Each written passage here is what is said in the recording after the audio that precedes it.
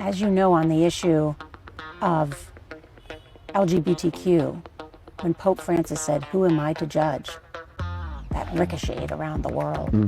A lot of times people think that by telling the truth, we are being judgmental of other people. That's what liberals get wrong.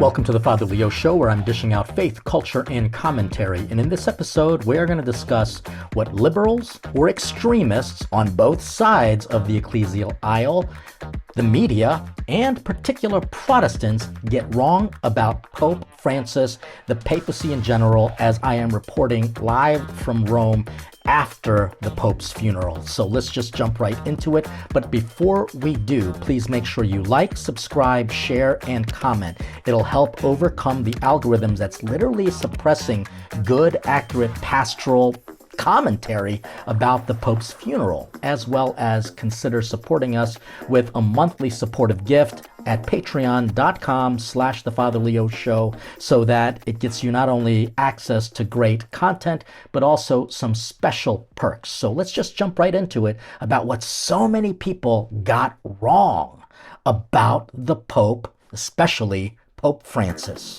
and the papacy. So first and foremost, I am not here to say that I know everything about Pope Francis and the papacy, but I know enough because I try to take a balanced approach and a true study, personal study of who Pope Francis that is, he passed away. We were at the funeral to celebrate his mass with about 250,000 other people in the square and along the Via della Conciliazione, which is the main street that leads to Vatican City State. And then there were thousands of people lined up along the way as the Pope's body was processed from St. Peter to St. Mary Major. And a lot of people made a big deal about the fact that this Pope chose not to be buried in Vatican City, but there are many popes buried throughout all of Vatican City, even in different churches. And so while it is new for modern church, because John Paul II is buried there, Pope Benedict is buried there, Paul VI is buried there, and John the 23rd are buried there, and John Paul I is buried there. He kind of broke some modern traditions, but in the past, popes were buried just about anywhere they wanted to go. And this particular pope wanted to be buried at the Solus Populi Romani chapel at Santa Maria Maggiore. And it's very similar to kind of his approach, because this church is very close to the Termini train station, and there are a lot of, immigrants there, migrants, and poor people, and, people who hang around train stations, if you know what I mean. And so he wanted to be perhaps close to there. But I want to just say that it is shocking of how everybody has become an expert in ecclesial matters and experts in the life of Jorge Bergoglio, who was Pope Francis before he became Pope Francis. And it's even more shocking that people who aren't even Catholic have become experts in the papacy.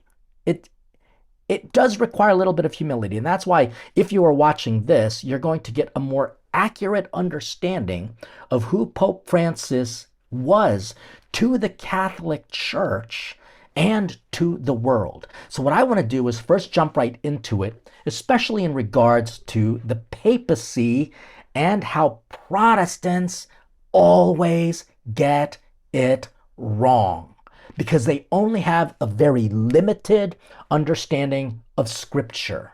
And so I want to show you this little clip from a Protestant who wants to, again, they're now experts somehow because they've read the Bible. I am sorry, but atheists can read the Bible. If a Protestant reads the Bible and think they know everything about Christianity, they are wrong. Very, very wrong. And therefore, if they're wrong about Christianity, they are incredibly wrong about the papacy, including this man, who I have no beef with. He could be a very nice man, and I would be happy to pray with him. But when he interprets scriptures incorrectly about the papacy, I'm not angry, but I do pity him. Is Peter the first pope of the Roman Catholic Church? And does the pope carry the authority of Jesus here on earth? In my opinion, as a Christian, absolutely not. Many Catholics would want to know why. They take a verse in Matthew 16 when Jesus is talking to Peter and he says, "On this rock I will build my church and the gates of hell will not prevail against it." They take that to mean that Peter is the full authority of the church here on earth, and they believe that that succession was handed down from generation to generation. But there are so many things I could point to that would totally destroy this idea. And I'm going to point to you just two things that blow this idea completely out of the water.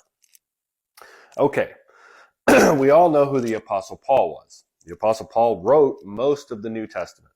And the Apostle Paul has his road to Damascus moment where he comes to salvation and faith in Jesus. And it says that he didn't go up to anyone at first, but that he was taught about Jesus from the Lord himself. And then it says after 3 years, and we're going to go to Galatians chapter 1, verse 18. After 3 years, I went up to Jerusalem to visit Cephas, which is Peter. So I'm just going to, for context sake, Peter. After 3 years, I went up to Jerusalem to visit Peter and remained with him for 15 days. I saw none of the other apostles except James, the Lord's brother. In what I'm writing to you before God, I do not lie. Then I went to the regions of Syria and Cilicia. Okay? So he goes to meet with Peter in Jerusalem. So Peter is running his ministry from Jerusalem, not Rome. Okay? Now, in Galatians chapter 2, the other apostles, along with Peter, decide that they are going to entrust ministry to Paul. It says this in verse 7. It says, on the contrary, when they saw that I had been entrusted with the gospel to the uncircumcised, just as Peter had been entrusted with the gospel to the circumcised, for he who worked through Peter for his apostolic ministry to the circumcised worked also through me for mine to the Gentiles. And when James, Cephas, and John, who seemed to be pillars, perceived the grace that was given to me, they gave the right hand of fellowship to me and Barnabas, that we should go to the Gentiles, and they to the circumcised. Only they asked us to remember the poor, the very thing I was eager to do. What does that mean? What this is saying in plain context is that Peter's ministry was to the Jews, and Paul's ministry was to the Gentiles, the Romans. So if Peter was the Pope of Rome, then why was his ministry exclusively to Jews only? Not only that, he wasn't perfect, and none of the Gospels point to him being the authority over the church after Jesus left the earth. It talks about all of the apostles being on the same level of apostolic authority. As a matter of fact, in the next verse, Paul actually tells Peter he's wrong to his face. So if he's the first pope, then why is Paul getting in a public argument with Peter, telling him that he's wrong? It says here, when Peter came to Antioch, I opposed him to his face because he stood condemned. For before certain men came from James, he was eating with the Gentiles. When they came and drew back separately himself, fearing the circumcision party, and the rest of the Jews acted hypocritically along with him, so that even Barnabas was led astray by their hypocrisy. When I saw that their conduct was not in step with the truth of the gospel, I said to Peter before them all, if you are a Jew and you act like a Gentile and not like a Jew, how can you force Gentiles to live like Jews? So Paul is getting in a public fight with Peter, saying, look, what you're doing is wrong. And if Peter was the Pope and had the full weight and authority of the church handed to him by Jesus, then why do none of the gospel accounts, or why do none of the New Testament books after the gospel accounts mention Peter in any kind of authority like that? Okay, I had to cut him off just because he was, in a way, using two passages completely out of context. And honestly, no criticism to this man as a child of God, but his understanding of Scripture is very, very limited, and what we would call isolationist approach. He would take a passage and remove it from the whole context. It would be as if you're saying, I am looking at a piece of the puzzle and I know everything about this puzzle. It's embarrassing, to be honest with you. I mean, he got a couple things wrong. He talked about this Damascus moment and how he encountered Jesus, but what did he have to do? He had to go to the prophet and be prayed over. That's called intercession, ladies and gentlemen. This prophet had to pray over Peter in order for the scales to be removed. Again, taken out of context. He doesn't realize that Kephas literally means Peter, which is rock. That's what it means. And then he claims that Peter was only to the circumcised, meaning Jews. But that's not true at all, because guess where Peter died? In Rome, trying to speak to the Gentiles. And they weren't just Romans, they were anyone who was not Jewish. So a very false understanding of what a Gentile is. And he's talking about the Council of Jerusalem, where there is a debate between Peter and Paul about who is saved. He doesn't fail to recognize that Peter also ate with non-Jews. In fact, it's in Acts of the Apostles where the screen comes down and he eats unclean animals according to the Jewish tradition, which means he ate with uncircumcised people. But in the presence of a bunch of the other apostles who didn't receive this revelation, yeah, Paul did challenge Peter. Guess what? That's called the First Council. And it followed the First Vatican Council. And what follows after that is the Second Vatican Council. What I'm trying to offer to you is that this man is taking out of context, even misunderstanding what Matthew 16:16 talks about, how on this rock, after he changed his name from Simon to Peter, I will build my church, and the gates of hell shall not fail. Jesus gave Peter the keys. Did he give the keys to Paul? No. Did he give the keys to Andrew? No. Did he give the keys to John the Beloved? No. And then we even hear in Luke 22:32 that Jesus is praying specifically for Peter so that Peter's faith will not fail.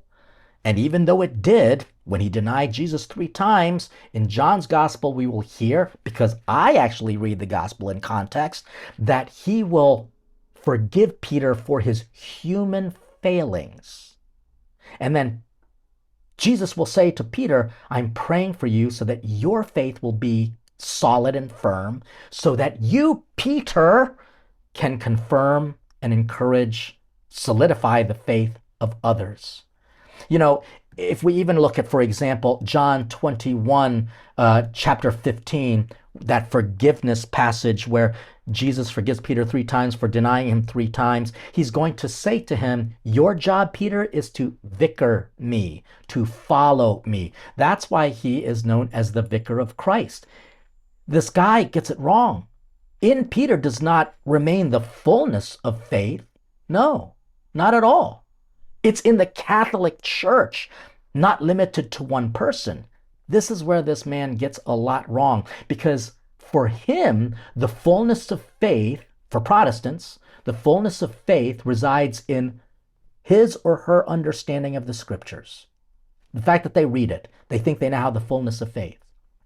I can even go further. In Acts chapter 1, verses 15 through 26, we see how Peter takes the lead. The lead. Everyone goes to Peter. I mean, even the chosen, which is generally a very Protestant influenced, but they even consult Catholic theologians as well. That's why they actually show Peter's role is prominent. In Acts chapter 2, verses 14 to 41, we see how Peter takes the lead once again at Pentecost. Acts chapter 10, verses 1 through 48, Peter is receiving and baptizing Gentiles, demonstrating his role and kind of authority. And then you see even in Acts chapter 15, which we talk about, it's the first council. And guess what happens in a council? People debate. I mean, even Protestants have conciliar, or at least these congregational fights. And guess what? When they disagree with each other, they go and they form a new church. Here is the problem with Protestants and what they get wrong. Doesn't mean that I hate them. I love them. Doesn't mean that I can't pray with them, even though they think that I am not worthy to pray with them because they think I'm in the church of the whore of Babylon, is how they describe it. Here's what they get wrong. They think that after reading the Bible, the church has no more development, as if the Holy Spirit is done revealing the truth of Jesus Christ to the church. They don't believe in tradition. They don't believe that after the Bible, that the life goes on. So the Bible doesn't end the development of the church. It begins it.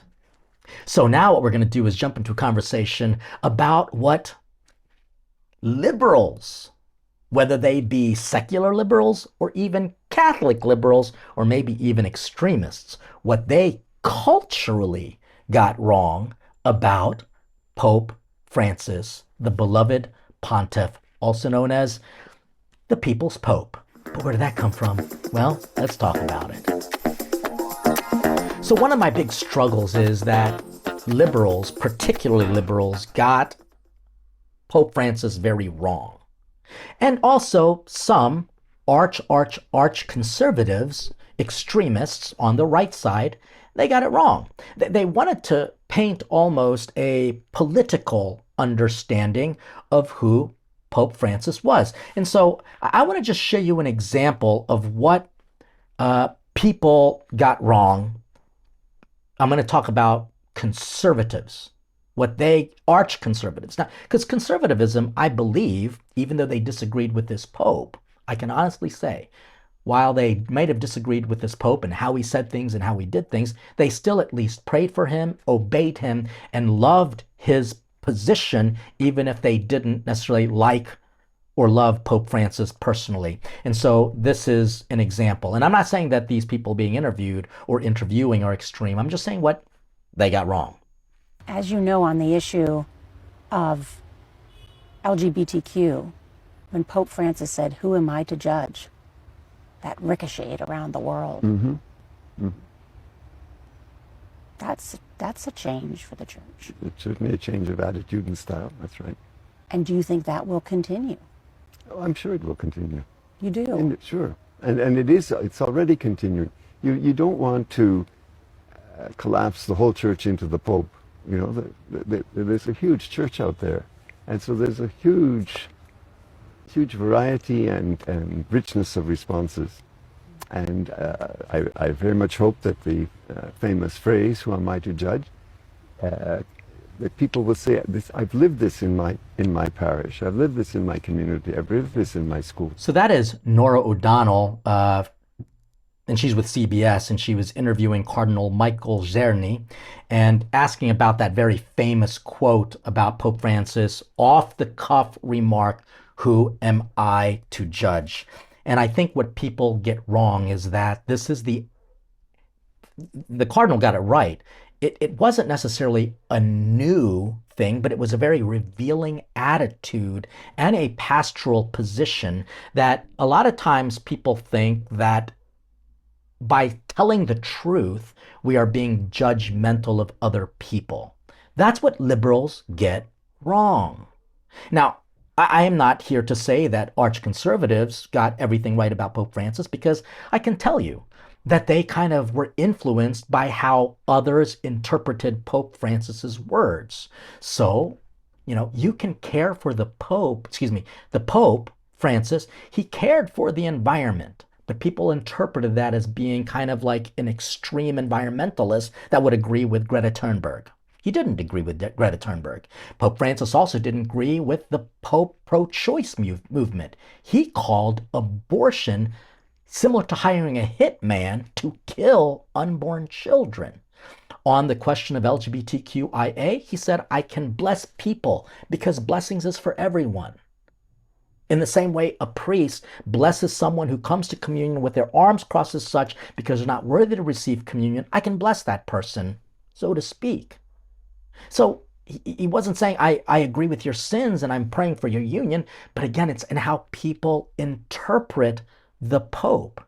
For liberals, they love to approach this Pope and say that he was the progressive Pope because he cared for migrants. And here's what I want to say about anyone who is on the extremes, whether it's right or left, all right?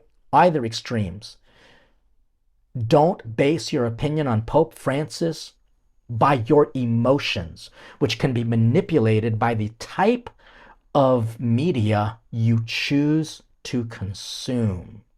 Because if that's the case, you're going to suggest that Pope Francis cared for immigrants and that Pope Benedict and that Pope John Paul didn't care for. And I'm saying this because of an interview that I saw, and I'm going to just show it to you. And I want you to just ask yourself, just again, ask yourself, what am I feeling when I watch an interview like this? What do you think about Pope Francis? What he's done, his legacy? I love it. He's an amazing person. He really is so humble. You seem emotional. Tell me why. I enjoy coming here. You enjoy coming here. Yeah. That's why that migrant The migrant Statue. statue. was here. Yes. Why does that affect you so deeply? You do. We guardianshipped 5 children from Mexico when they first came to the U.S.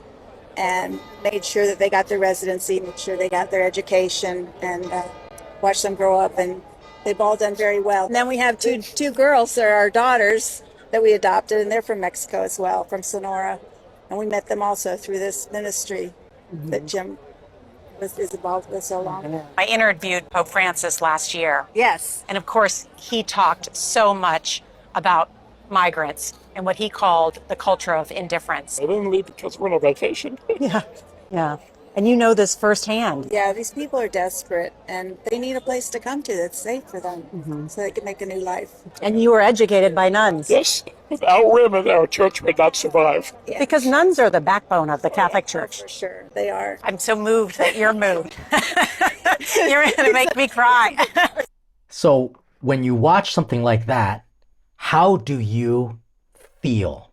If you're conservative, you're going to look at this, or if you are right to center, let's put it that way, you're going to look at this and say, maybe Jim and Margan Wilhelm from Miami grew emotional speaking with Nora O'Donnell because they're liberals. That is not true at all. And you're going to might hear out because they're emotional about Pope Francis and his support for migrants, as well as women in the church. Some arch conservatives might look at this and say, because they're liberal. And how in God's name can you know that? As an arch conservative, how can you make that judgment? You can't. So don't. But liberals might look at this and say, look at the way this man is feeling. He obviously wants to stand up for women. He wants to stand up for migrants. He's the people's pope. And fine. That's fine. Call him what you want. That title was given in part by liberals who kind of decided that he's the people's pope in the same way John the 23rd was considered the people's pope. But both of those men, they were not liberal in the political sense, because the fact is Pope Benedict and St. John Paul II and, well, John Paul I only lived a few weeks, and John the 23rd, they were all very pro-migrant as well. But I think what we're missing is the reality that Pope Francis never criticized President Obama. Never criticized President Obama, even though President Obama deported over 5 million people. I think up to 5 million people. I think Trump might have, the stats are like 1.5 million people is who he's deported. But we're making such a big news about it. And why? Because liberals are just as emotionally motivated as arch conservatives. But when an arch conservative is motivated by emotions, they don't go berserk and angry and have protests in the streets that are oftentimes funded by George Soros. No. When an arch conservative is angry at the church officials for whatever reason, they either take it on the chin and just go ahead and pray their rosary and kneel to receive communion with a little bit of a humbler defiance. When a liberal gets angry at the Pope, like, for example, they got angry with Benedict or angry with an arch or more conservative priest, my God, they'll go to the news and they'll protest. What I'm basically saying is stop letting your emotions dictate what you can study and learn for yourself. I get very frustrated, particularly with those who want to exercise extreme isms when it comes to evaluating the Pope. And so, liberals do get a lot wrong about this Holy Father. He was not the progressive, liberal, socialist pope that you made him out to be. I mean, on many occasions, he just shot down what liberal, progressive movements wanted him to say. Can women become priests? He was like, no. That was his answer. Are you blessing same-sex unions? Pope said, no, because that would be contrary to the sacramental teachings of the Catholic Church. Pope Francis, when asked, can we support pro-choice movement and women movement? Because like you saw here, this man was emotional about being raised by nuns. Didn't mean that he wanted to have nuns become priests. And then Laura O'Donnell says, because they're the backbone of the church. Are they really? I mean, I hate to say it, liberals don't even know what the definition of a woman is. So no, that's not true. The backbone of the church is the Holy Spirit. The backbone of the church is the teachings of the church.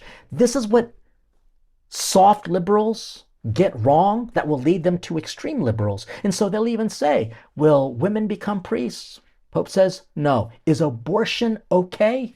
The Pope called it hiring a hitman to kill your baby. So who do we really blame? Sadly, we can't blame people because they might be affected by who's really the culprit, and that is the media. I'm going to give you one example of why the media secular media is to be blamed. Just watch this little clip and how they like to spin things with regards to the church. It says, crowd remains quiet as Trump walks out for Pope's funeral. There are other videos that say, and it's true, it happened. When Zelensky walked out, people applauded because obviously there are a lot of people, even in the Catholic Church, that wrongly presume that Zelensky is a hero. He's not. He's actually a dictator, and he's not very humble. And although we want to support the Ukrainian people, that doesn't mean that I have to support the Ukrainian president. This is a man who has squandered billions of dollars of people's money. And he's trying to fight a war that cannot be won. Ukraine is this small. Russia is this big. You can't do it. Jesus was clear. If you're going to go to war with somebody with a huge army and you've got a small army, please be smart. Send a delegation and try to work out some peace agreement. I don't think Zelensky is a humble and effective leader. He is not. He is corrupt. And his government, using taxpayer money, buying mansions and houses and going on luxury vacations. And my gosh, if you even just go to Kiev, Kiev, the capital of Ukraine. You'll see some of the dignitaries, some people in his cabinet, driving around with Maseratis. I'm sorry, I don't want to applaud anyone. But here's where the media gets it wrong. The Pope's funeral was not supposed to be political. That's the problem. The media always tries to turn the church into an exclusively political institution based on what the current trends are considered liberal or conservative. And that's where we get it wrong. Stop it. Just stop it. How are Catholics supposed to approach the Pope's funeral? Well, I will tell you, because I was actually there with 250,000 other people with thousands more lining the streets of Rome. How are you supposed to approach it? Well, with humble prayer. It was beautiful to know that people prayed, they wept, but they were also very hopeful. And Cardinal Ray, who obviously was there leading the prayers for that liturgy.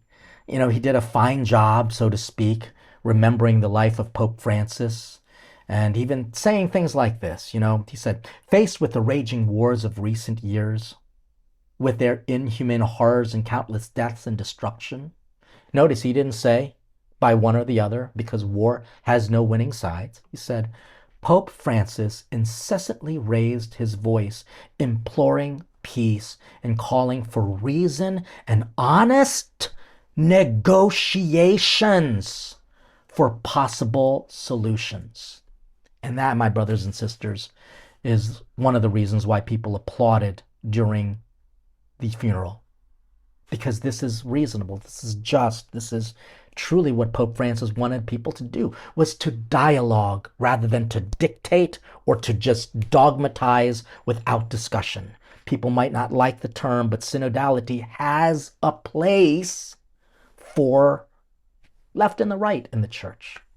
And what I find is that, thank God, conservatives are willing to at least dialogue with the left, but sometimes the left just wants to shut us all down. And these are extreme viewpoints. And by the way, I've seen some people on the right just completely shut down because their brains can't handle it. So, forgive me, let me retract. Anyone who's on the extreme, you are wrong. Pope Francis, while he was left of center, let's not try to kid ourselves, he at least was trying to allow people to dialogue. He said, Cardinal Ray said, Pope Francis always placed the gospel of mercy at the center, and that is true, repeatedly emphasizing that God never tires of forgiving us. He forgives whatever the situation might be of the person who asks forgiveness and returns to the right path. Mercy and joy of the gospel are the two key words of Pope Francis. And that's how I would like to end this little commemoration. The day after Pope Francis is buried and his body is interred at Santa Maria Maggiore in a simple earthed chapel in this beautiful basilica. Let's just remember, if you want to get Pope Francis right, remember these two words: mercy and joy of the gospel. Mercy and the joy of the gospel. The gospel means good news. And I hope that this episode helped you to experience the good news. Don't get up into the craziness of what the left and the right extremists, but particularly liberals, because they seem to relish in this as somehow Pope Francis wasn't also very conservative in many of his principles. They are wrong. What politics gets in the way, especially with the media, what they get wrong. And then, of course, what Protestants get wrong. They are wrong. And we need to pray that they will be humble enough to admit it so that we can get it right. And you'll know you'll get it right if you live the mercy and the joy of the gospel. Thank you for watching. I hope you got something out of this. Mercy and joy of the gospel. And please make sure you like, subscribe, share, and comment. And please consider supporting us with a monthly support system, and go to patreon.com/thefatherleo show. It helps us so that we can continue to dish out faith, culture, and commentary. God bless you, and stay hungry for God.